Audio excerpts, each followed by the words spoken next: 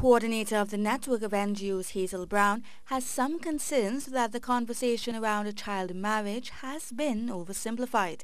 Speaking on CTV's Good Morning Trinidad and Tobago, Ms. Brown said oftentimes conversations surrounding child marriage are reduced to the concern of sexual acts, but she said that there is much more that must be considered.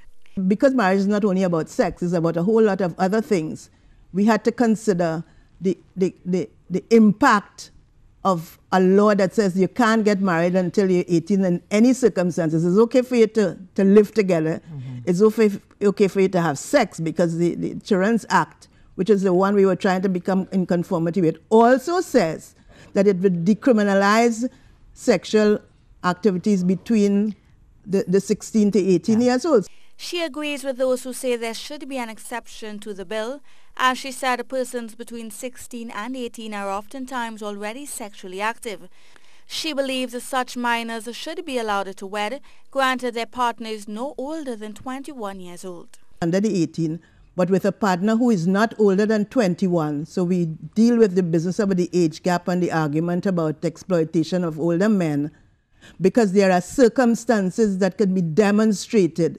And we've outlined the conditions that would make those circumstances sensible. It means applying to a judge in the High Court, getting the views of the parents, getting the views of the children themselves to ensure that it is not forced. This view supports a call made by the Hindu Women's Organization, as the group's president Brenda Gopi Singh said a good law must include provisions for special circumstances.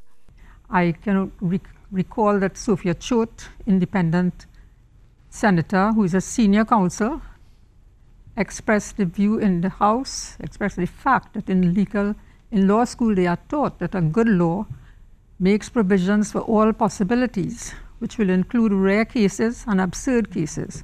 And if this law is passed as it is at present, it will not be accommodating those rare and absurd cases.